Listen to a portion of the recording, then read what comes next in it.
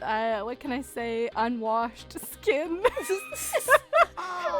The smell of horse and blood and dirt. Oh my god. It just sounds really appealing to me.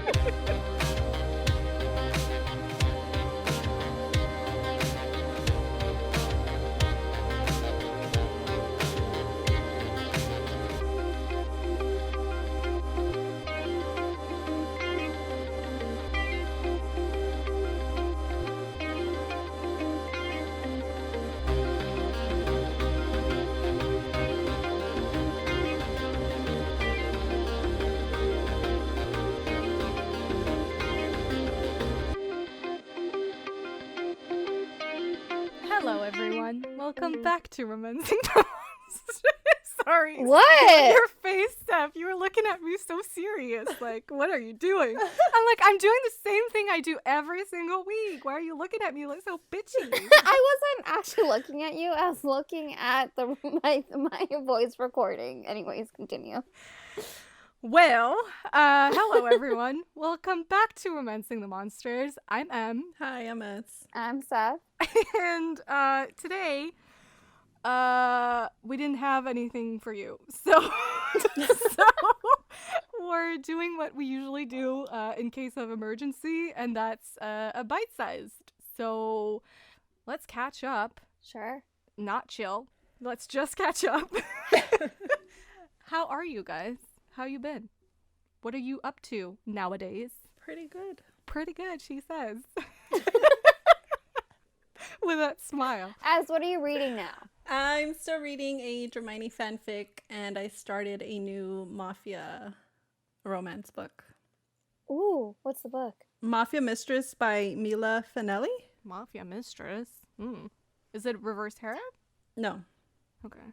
Okay, tell us more. Yeah, girl, you can't How's just it leave us going? like that. I'm not that far. I'm only like 2% in, but basically Oh, okay. this girl wakes up with, I guess, like hungover from like a party. She snuck in her boyfriend into her room, and her dad comes knocking on the door, telling her to come downstairs because he needs to talk to her. So she sneaks the boyfriend out the window. She gets ready, goes downstairs, and goes into the dad's office, and there's like a bunch of men in there that she doesn't recognize. And the dad introduces her to this guy, and this guy looks at her and asks her if she's 18. She says yes. And then the guy looks at the dad and says, okay, she'll do. And she's like, what do you mean I'll do? Like, do for what? And then the dad and the guy are having a conversation, and like, okay, like the dad says something like, we can prepare and get ready for you guys to get married next month. And then he says, no, actually, we leave for Italy tomorrow, so we're gonna do it tomorrow. And that's as far as I've gotten. My God. Oh my god. This is just like the first 2%. Oh my God. It seems interesting. Seems promising. Sounds interesting. Yeah. Okay. Well, consider me intrigued. I want to know more about that. So hopefully it's good. What about you girls? What are you girls reading? So I've been on a Viking kick. What can I say? Unwashed skin. The smell of horse and blood and dirt. Oh my god. It just sounds really appealing to me. So I've been reading so I finished it's called Season of the Sun by Katherine Coulter, I think is her name. And I really freaking enjoyed that one, and I'm actually gonna tell you guys a little bit about it because I don't think I'm gonna ever mention it not mention it in like detail in a catch-up and show.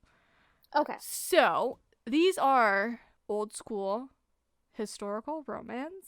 Very much bodice ripper-ish-esque, flirting with that line for sure.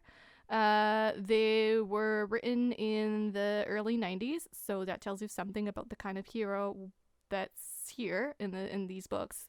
I will say, though, that while, yes, there are a lot of problematic themes and scenes and things happening in these books, she actually writes heroines that, give as much as they get type of thing, you know? Like, Okay. I feel like my main issue with some of the older romances is that oftentimes you have this, like, really dark, broody hero who's very problematic, but then the heroine is kind of, like, about as, you know, interesting as paper or some shit, you know? Like,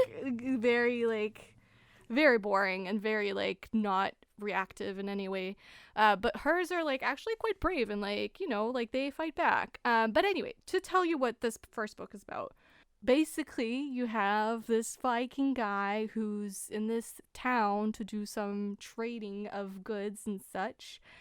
And he sees this lady in the town square, and he, you know, observes her for a day or two, and he's like, I'm a wife that one up.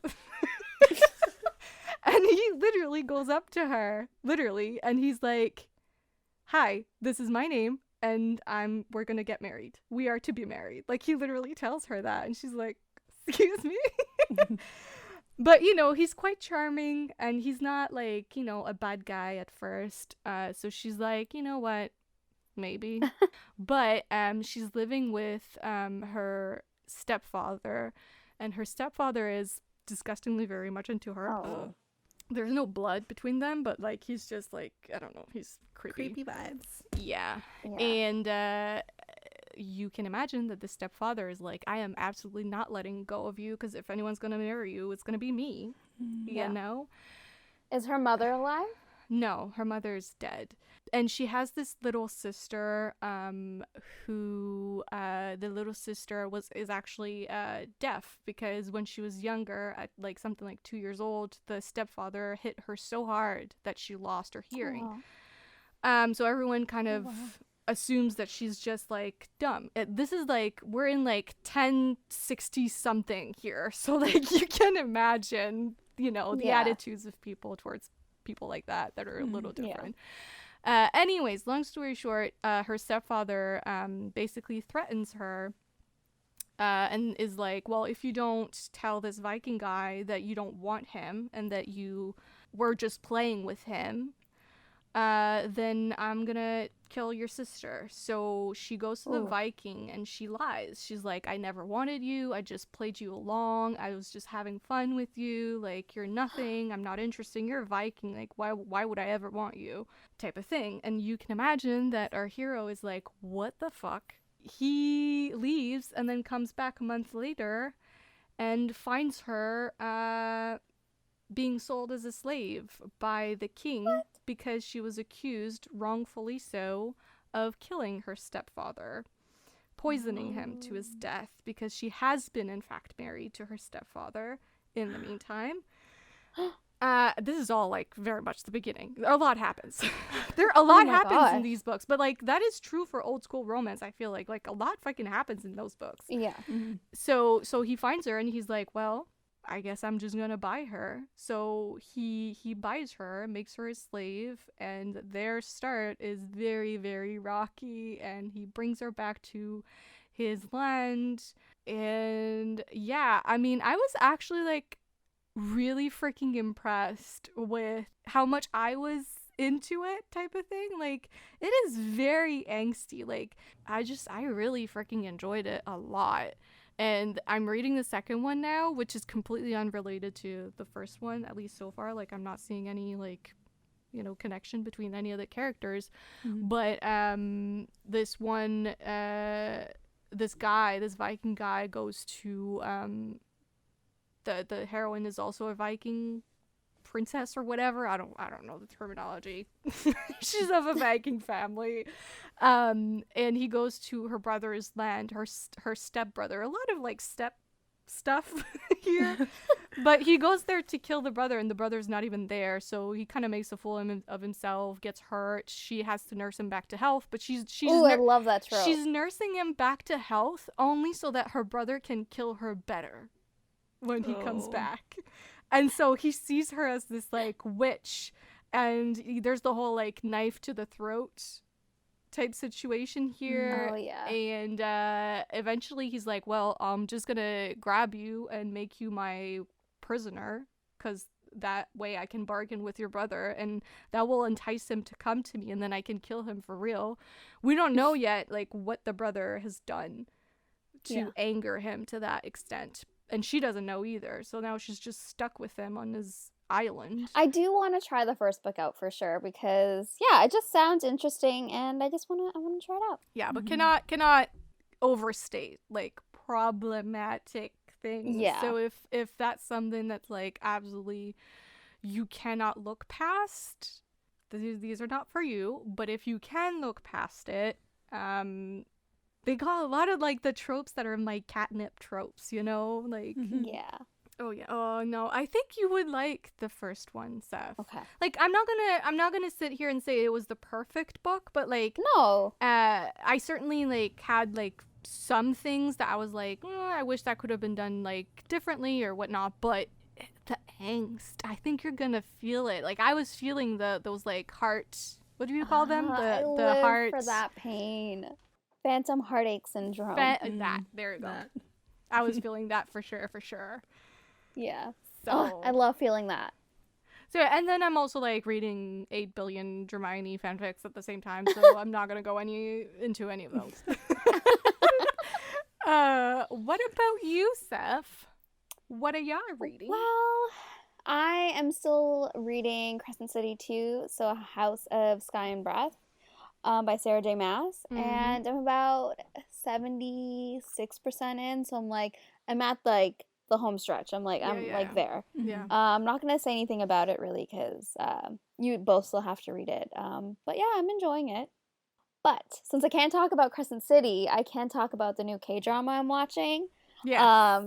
And it's Business Proposal, and it's on Netflix. And there's about seven episodes out right now, so I'm watching it as they come up. And it's just like, it's so cheesy, but it's just such a light, stress-free show that I'm just loving. So much. Is this the guy with the glasses you girls mentioned? Yeah, okay, so the guy with the glasses is, like, the second lead. So, like, there's two couples in the show. So, like, him and his girl are, like, the second couple. But, like, the first couple, basically their show is their storyline is he needs a wife because his grandpa wants him to get married and have children, so he just, like, makes this arrangement up with this girl. But she is, like, a stand-in for her best friend, who's the second lead girl.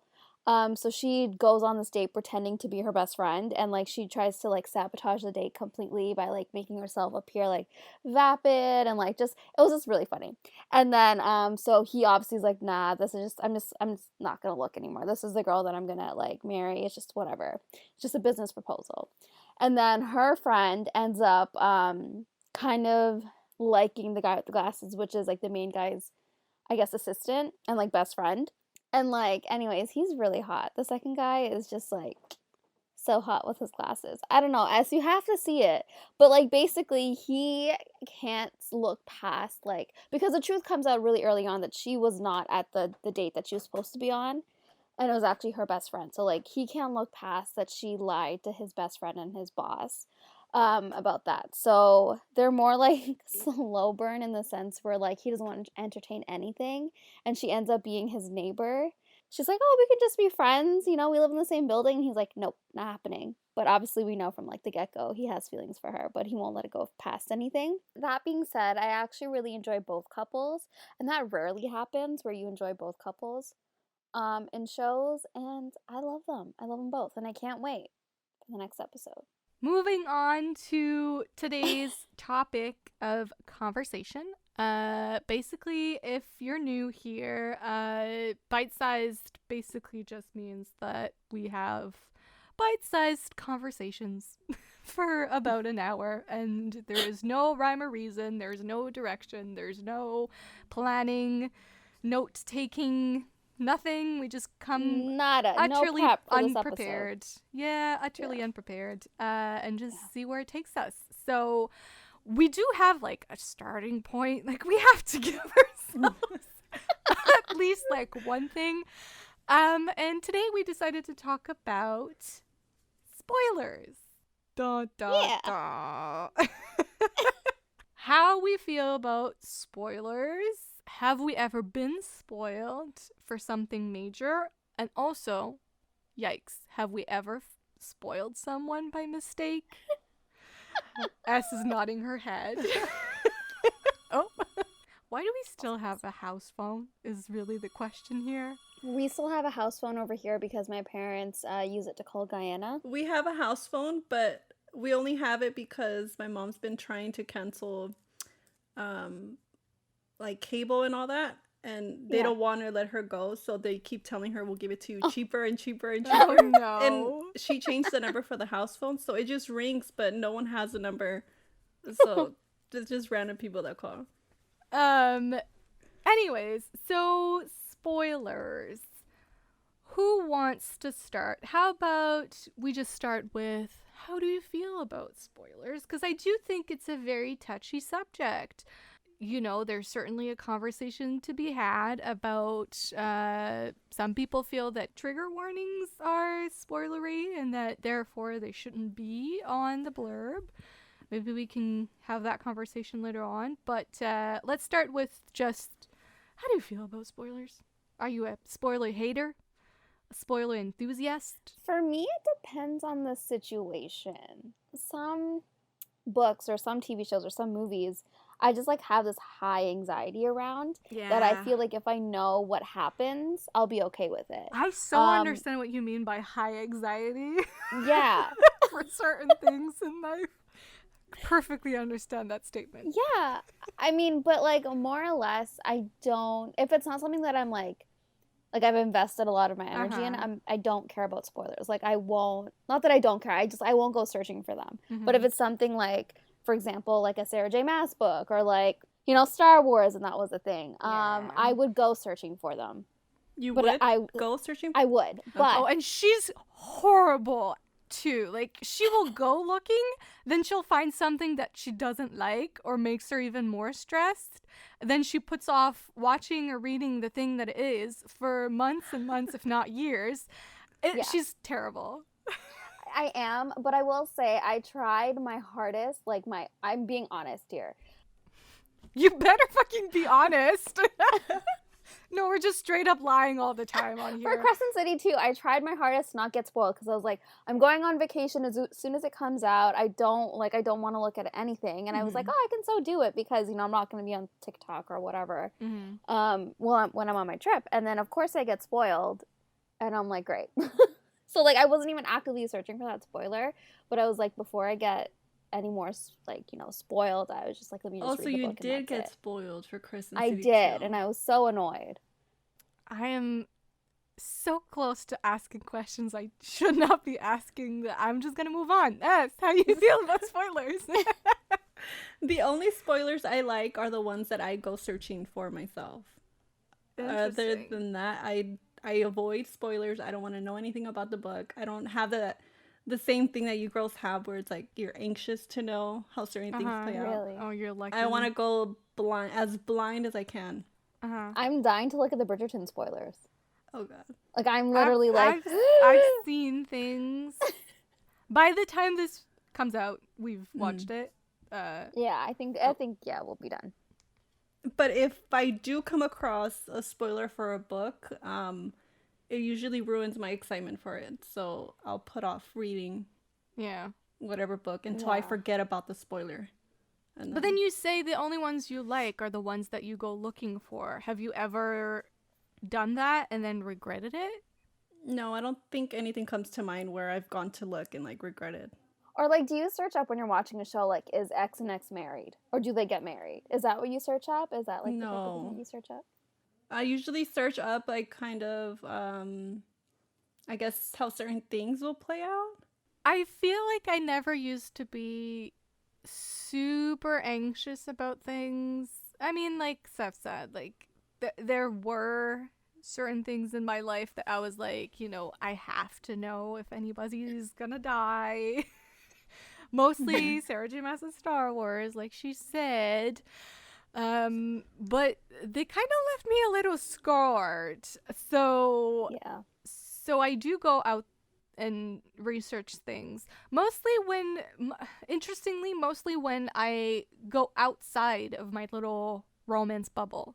And like go looking for other media, because then I don't have that like safety blanket of like, I know somehow we're gonna make it out okay, and the people that need to survive are gonna survive. Yeah. You know what I mean? But Yeah. when you you know, go past that little bubble, it's like, well, anybody can die, and you don't know that you're gonna get a happy ever after for these people. True. I will say though, I don't mind spoilers. If anything, most of the time being told spoilers for me actually enhances my excitement for something. Really?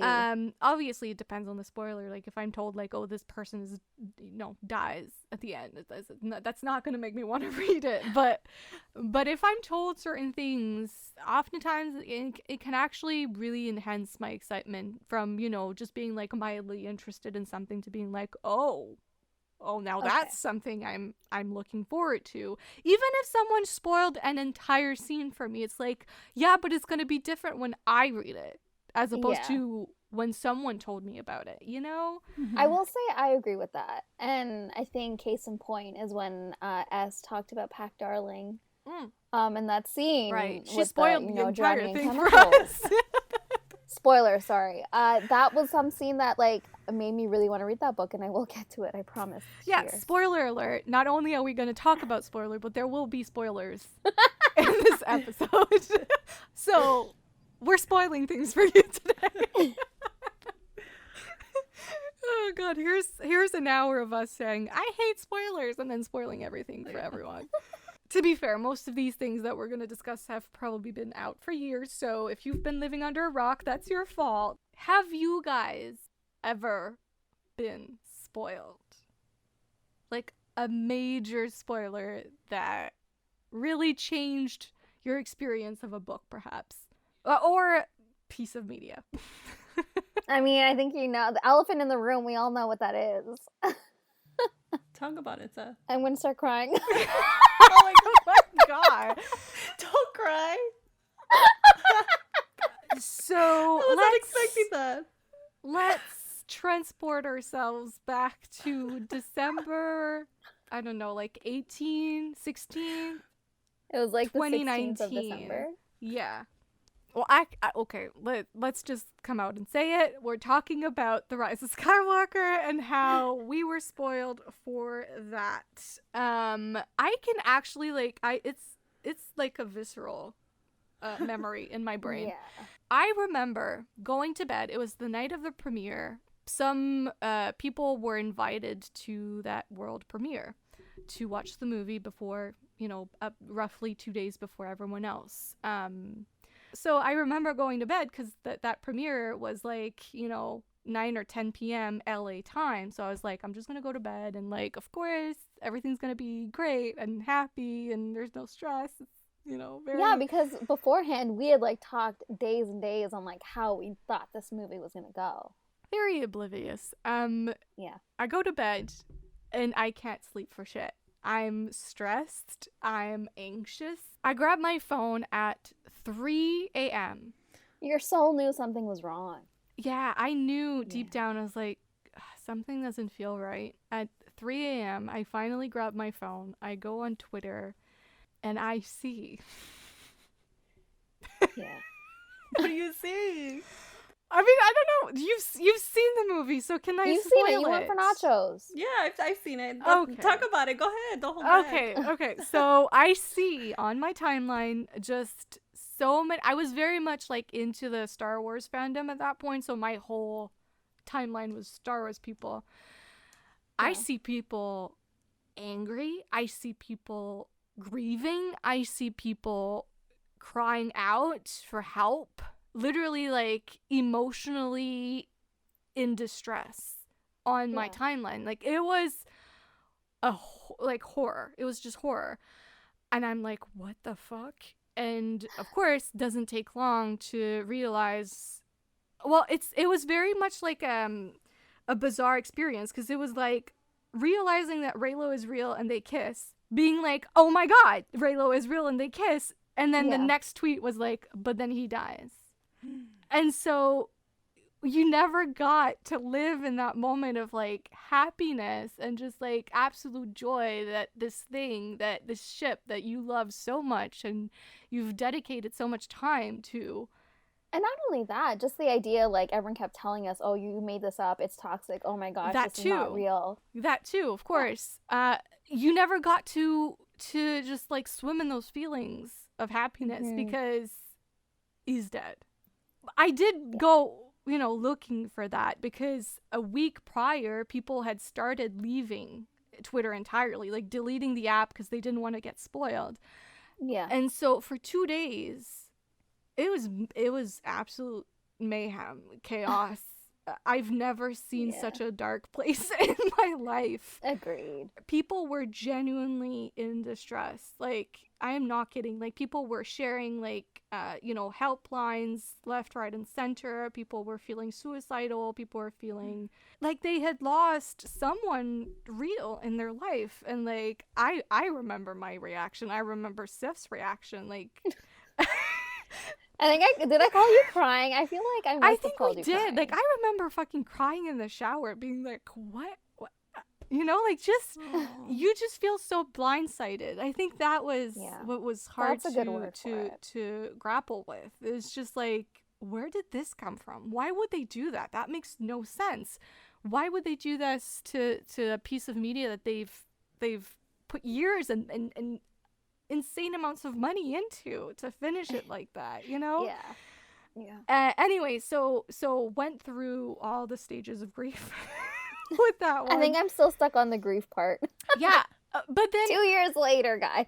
But then it was so insane to think that some people had left. They had no idea. And I was going to a premiere with a couple Raylos that live, in my area, and some of those girls had not been spoiled. And so I had to sit in that theater, watch the absolute joy on their face when the kiss happens and, like, feeling happy myself. Like, oh my God, I'm seeing it on the big screen because I hadn't seen it. I just heard that it happens. And then knowing what happens next and then seeing their reaction, that was like... I cannot explain to you that feeling of, because we had dinner before and like their excitement and me trying to not say anything, not act like I've been fucking crying my eyes out for 2 days straight and feeling like I've been run over by a bus and someone died, because someone did die, like, because anyway, that was a whole experience and I did not spoil anything for anyone in that moment. Well, that's great for you. My case was not the same. I remember reading that because that was the time I went to bed at like 5 o'clock. No, I'm kidding, not 5 o'clock, maybe like 3. Anyways, so like I was there and like I was seeing the live tweets and I was also on like Tumblr as well. Like I was on both of them at the same time. And then I saw it and like you described it really, really, really well. And like, yeah, the blindsidedness was there, but it's just like, I've literally been talking about Ben Solo and Rey for like, since 2 years, if not, for you it was like 4 years. Yeah, so like my family has lived through me talking about theories about this character and like the couple and everything. My family has been there from the beginning and like my family love them. They literally support every like fandom I'm a part of. So like they were there for Twilight. They went to all the movies with me. I love your parents. Star Wars. I know, I love my parents too. Star Wars. My whole family went for the episode 7 and 8, and obviously for 9 we bought our tickets really early on. And I found the truth out and like I'm there like sobbing on the couch. Like my mom's trying to comfort me, my dad's like, it's okay, like you're fine. All that being said, I canceled like a lot of my tickets because I had shows for like, because I had the tickets, I think they were for Thursday. So I had Thursday, I had Friday, Saturday, and Sunday tickets. Oh, wow. I canceled all my tickets but the Thursday because my mom is like, you need to go see it for yourself and just watch it. And I'm like, but I'm not going to be able to enjoy it. Like, I'm at that point where I'm like bitter and angry and just like, I was like numb. Like, I honestly, like you said, I was blindsided. I honestly felt like Ben was a real person and he died and I lost him. To this day, like, I still have random like moments where I start crying because, I lost one of my favorite comfort characters. So yeah, I went to see the movie and yeah, I was numb. I couldn't even enjoy the kiss. I still haven't to this day really like I can, like, I have moments where I'm like, oh my gosh, they kissed. But, like, I haven't felt, like, immense joy about it for, like, the past 2 and a bit years. I think I'm starting to get to a point where I can appreciate parts of it that make me happy. Mostly because, and maybe this is me being back into an oblivious state of mind, but I'm convinced that this is not the end.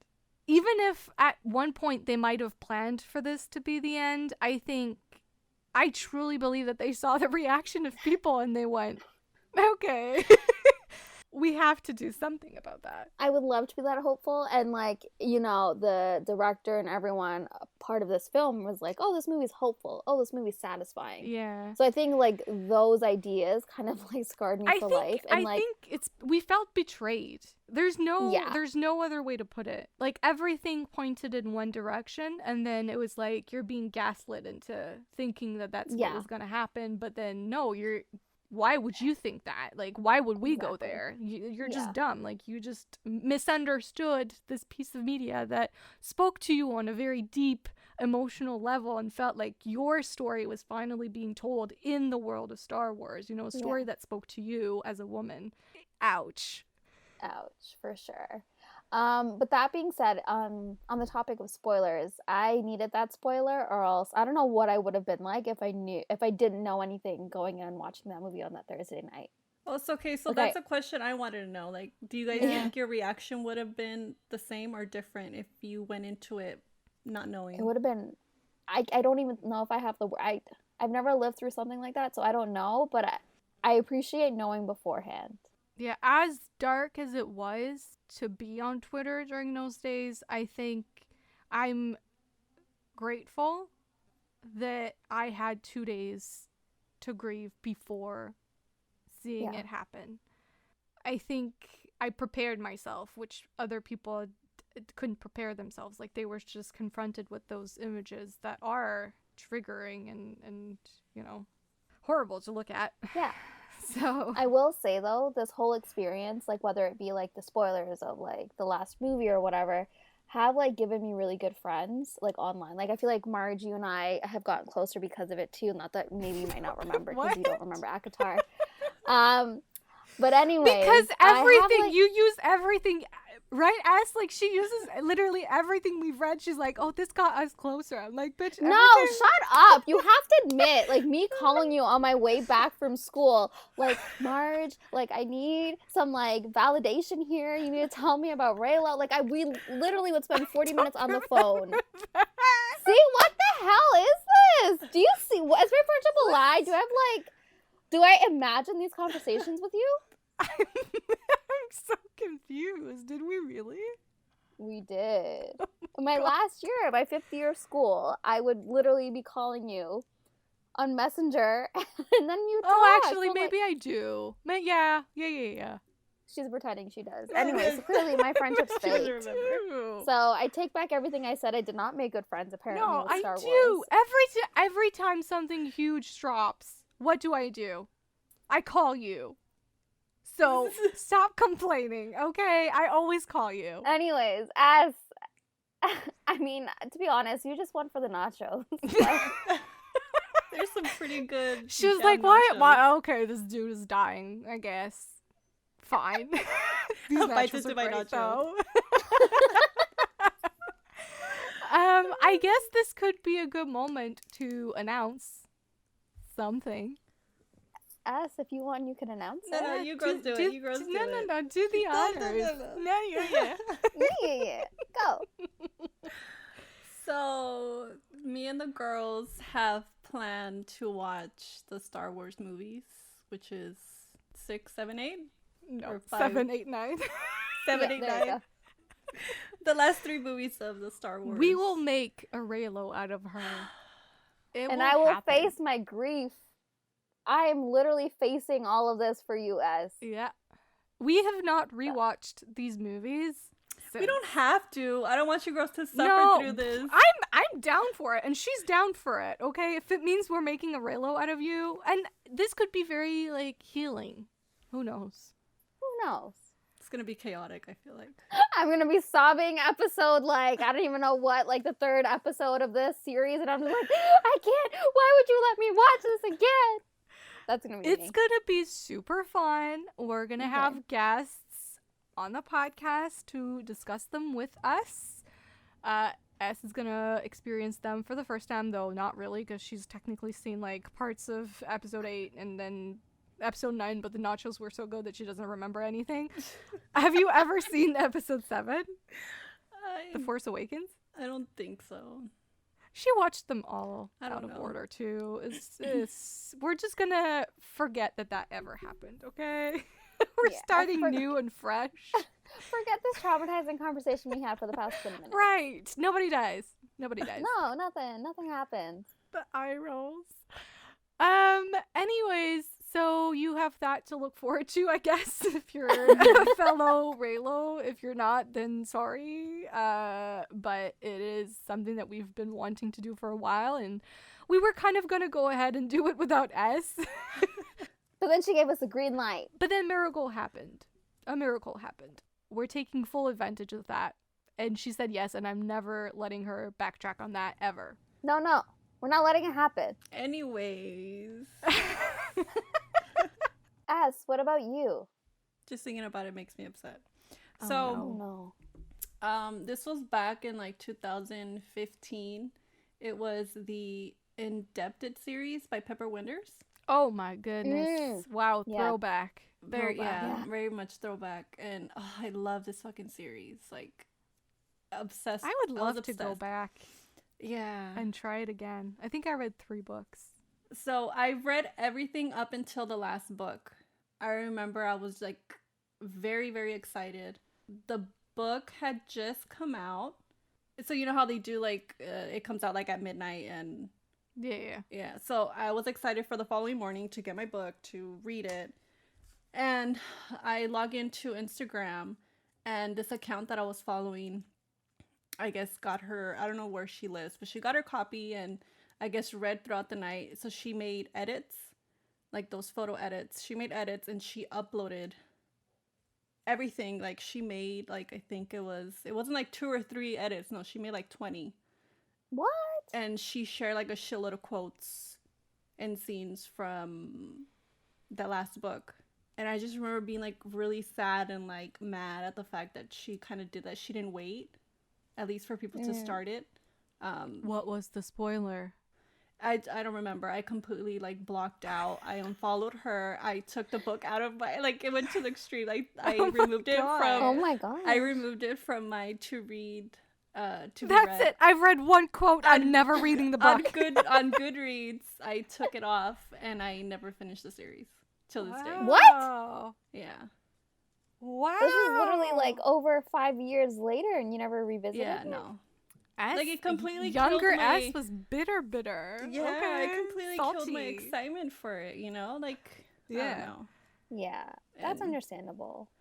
I was the really fact that upset. I wish like other books like have an embargo on it, or like, you know, where like they can't post spoilers after like this amount of days. I wish a lot of other things followed that. That's a good segue, actually. I didn't mean to talk about this, but Bridgerton season 2 we're a few days away from this season releasing on Friday. It's Monday, so of the same week. And they lifted the embargo. And that annoys me. They shouldn't they shouldn't lift the embargo until the day of. It really pisses me off because that's when people start saying their opinions on things and how they feel, and that's when people start going, well, is it like the book? Is it not like the book? What did they change? And I hate that. I don't want that. I want to go in and experience it for myself, unbiased with other people's opinions, because it's like, even if I don't let them or try not to let them influence me, they do. Yeah. And if I see negativity, it pisses me off. So I feel like you can't really control what people are going to say online after something is released. But for fuck's sake, why lift an embargo a week before? block them, because honestly, I'm staying out of the Bridgerton spoilers tag on Twitter, but like it doesn't stop like random little comments like coming in. Yeah. You know, and like you feel the negativity there, but like I quickly try and just like move past it, because I don't like, I want to be able to enjoy my experience watching Bridgerton season 2. And if I read people's negative comments, then I don't think I will. Like, I already feel anxiety towards it right now, because I'm like, oh my gosh, it's like 4 days away. Like, am I gonna love it? Am I gonna hate it? Is it gonna live up to my expectations? Probably not. It's not gonna live up to my expectations, because it's gonna be something totally different. But at the same time, seeing all these negative comments before the release, like 4 days from now, like you said, it doesn't bode well. It doesn't feel good going on Twitter and seeing all of that for something that you've been excited for the past year and a bit. We can talk about fandom in a different bite size. That can certainly be a conversation to have. There are great things about fandom, but gosh, are there some awful things too? Yeah, agreed. Maybe we can just briefly talk about trigger warnings as spoilers. No, but we also need to talk about, have you ever spoiled anyone? Oh, right. Yes, first. Have you ever spoiled someone? Oh, God.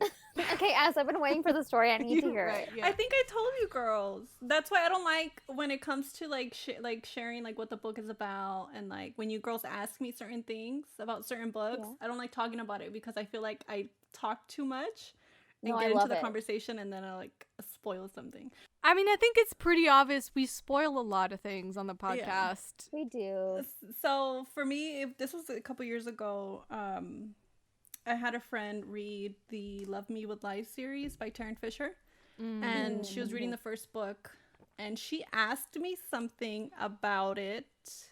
Yeah. She asked me some type of question, and I answered, but the way I worded the answer, it kind of, I guess, insinuated and kind of spoiled the following 2 books.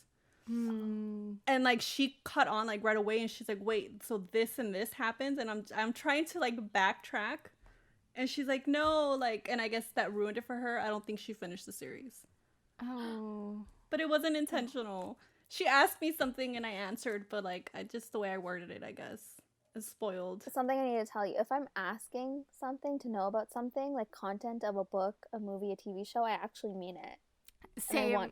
Nothing pisses me off more than me asking for a clear answer on something, and then the person kind of like saying things but not saying things, because they're just trying not to say exactly like what happens. And I'm like, no, bitch, just fucking tell me like it is. Like, I am asking who dies, who does what with who, when, how many people. Like, I want to know. I need to know. Have you ever spoiled anyone? So I don't mean to. It's like, so my sister, I don't know, she is the worst person basically to watch anything or read anything with. She would be like, okay, so what happens? Can you just tell me? And then if I tell her anything, she'd be like, I didn't want to know. So, like, it's more so like... Come on. You can't do that, though. Yeah. So it's just like now I go to be like, I'm like that person that's like, I'm not going to tell you anything. So, like, I'm that person with her, because I don't want, you know, that to happen again where, like, I spoil something. And she's like, I didn't want to know that. So, no. Yes, but no. I haven't... like spoiled. I don't try to spoil things if you don't want to know things. I'm bad. I'm very bad. And like sometimes it is intentional. In the sense that like, please understand that this comes from the fact that I love spoilers. So my natural thinking here is, well, if this spoiler would make me excited to read it, then maybe that would make someone else excited to read it. You know? Yes. So, trying to justify myself. I mean, I don't spoil like huge things, but I will spoil things. Okay. If I'm excited about something and like I'm discussing it with someone and I'm trying to make them read it or be interested in it, then I will sometimes share little things. I will say I've shared. Sharon? Why is Sharon? Who's Sharon? It's my ghost now. Who the fuck is Sharon? That's my ghost living in my basement. The only person I tell spoilers to. No, Hi, I will Sharon. say... Sharon says hey back. So dorky. Oh, God. I will say that I've shared fan arts for couples if I want someone to read a book or watch something. I've done that. Does fan art count as spoiler? I mean, for Throne of Glass, yes. Because I'm sharing, like, art with, like, Aelin and Rowan, and she's not Aelin in, like, the first 2 books. I almost shared the Sam and Selena art, but, like, my sister already got past it, and she won't read Assassin's Blade. But I'm like, I almost shared that with her, and I was like, you need to read it and experience the trauma. Well, see, the Sam thing in Throne of Glass is something that I've definitely spoiled for people before. I don't even feel bad about it. Well, he's not Endgame, alright? I'm just like, hey, by the end of this book, he's gonna die. He died. He's already dead in the first book. Yeah, but I usually tell people to start with the Assassin's Blade, so they don't know Sam yet. Usually. So I think I started the Assassin's Blade because of you, but I don't think you told me what happened to Sam. No, but sometimes, okay, here's what happens. Sometimes when I do tell that to people, they're like halfway through those novellas, and then they will message me like, I have a feeling something bad is gonna happen to Sam, and that's when I start spoiling things. But I don't like straight up say like he dies, but I'm like, yeah. And then usually they're like, does he die? And I'm like, yeah. I remember asking you how I should read Throne of Glass because I had read Akatar and Akamath, and then I was like, I need a Sarah J. Maas fix, and then I was like, how do you recommend I read it? And then you had said, read The Assassin's Blade first, and so I did that, but I remember you telling me beforehand that Sam does die. Not that you would remember. I knew Sam dies before I read those books. I spoiled that for myself. I knew that she ends up with Rowan, which was, again, like a perfect example of a spoiler that made me want to read the books.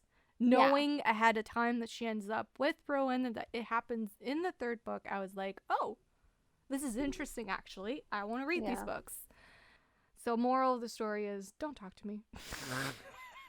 If there's something you're excited about, don't talk to me if you know I've read it or seen it. Yeah, so trigger warnings. Mm-hmm. Spoilers or not? I personally, like, there's some triggers or, like, some things in a book that I personally, for me, I don't want to see. Mm-hmm. That being, like, obviously cheating or, like, no cheating, no emotional cheating, no physical cheating, no, what's another one? I don't know. No pen pal cheating, nothing. Pen pal cheating. So emotional cheating is a hard no for you? Yeah, because it's still cheating. Okay, here's a question. What if, because this is like a trope sometimes. It's not that popular, but it happens sometimes where the hero and the heroine, or whoever, the main characters meet, in real life. Yeah. They know each other, but then they also know each other through another, like, say they are pen pals, but they don't know that they're pen pals, so they're emotionally attached to 2 people that are actually the same person and they don't know it. Yeah. Is that cheating for you? Like, or is that the kind of cheating that you're okay with because they think it's 2 people, but actually it's 1? So, like, okay, so The Fine Print by Lauren Asher basically is that they're pen pals, but then he is also, like, the boss, like, her boss. Not pen pals, but she needed someone to help her with, like drawing, like, just, like, the artist to, like, complete her sketches for, like a park or, like, a ride at this, like, amusement park. She needed help with that. So he ends up creating this person to help her out and do that. And then during that time, they start bonding. But then also she has, like, this asshole boss. But I believe he knows who she is, but she doesn't know who he is. But I don't know. I feel like, I don't know. On, like, a level they know. Do they know each other in real life as well? In that book, yes, they do. Okay.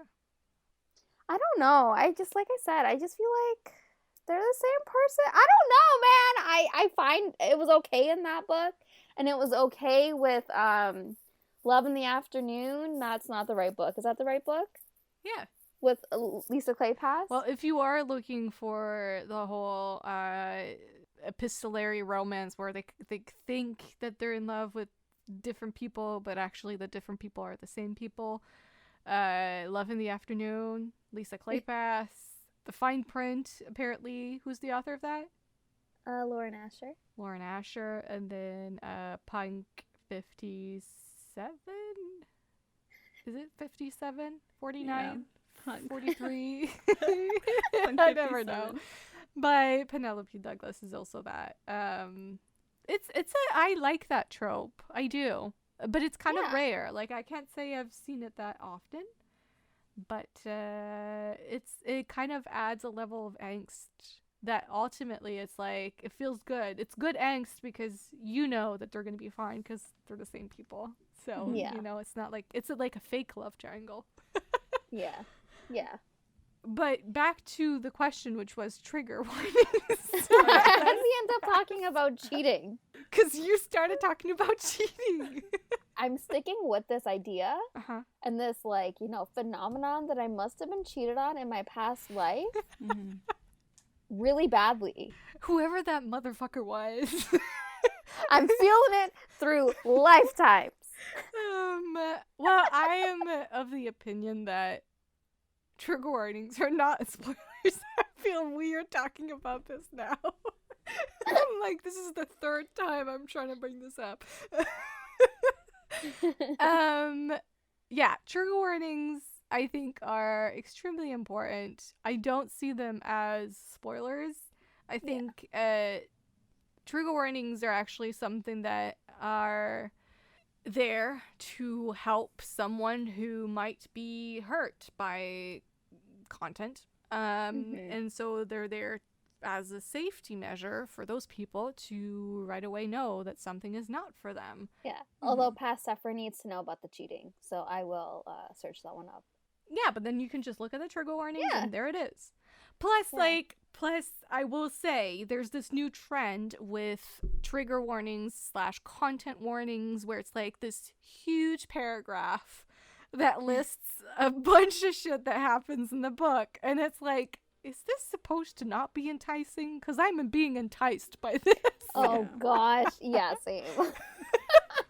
Like, I don't know, but you're kind of checking some kinks here that I didn't know I had until I read them in this blurb thingy trigger warnings list that I'm like, I want to read about that.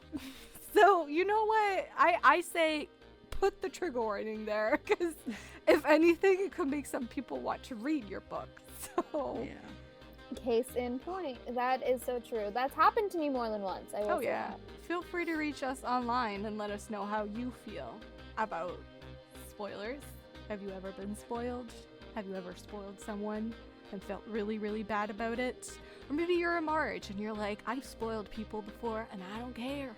So feel free to let us know. I think bottom line is 3 different people with 3 different opinions on spoilers. So there you go. If you want to find us online, you can find us on Twitter at the RTM Pod, as well as on Instagram at Romancing the Monsters Podcast. You can also email us at romancingthemonsterspodcast@gmail.com. YouTube, just search for the name of our podcast. You should be able to find us. What else? TikTok, Romancing the Monsters Pod.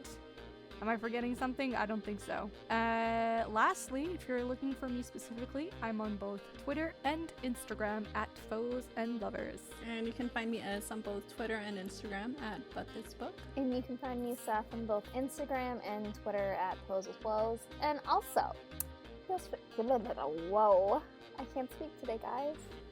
Stumbles over her words once. I can't speak today. Oh my gosh, shut up! I mean, am I wrong though? No. I've been having issues this whole episode. No. Alright. Should I say what I was going to say or no? Go for it. And please feel free to subscribe on any of the podcast platforms. It would mean the world to us. And if you'd like to leave us a review on any of the podcast platforms, that's a lie. You can leave a review on Google and Apple Podcast. And you can subscribe everywhere. Hey guys, wherever you can leave a review, leave a review. And then if you want to subscribe or follow us, please do. And also, this is not an invitation for you to come spoil our DMs, so please don't. Yeah. Goodbye, we'll see you next week. Bye.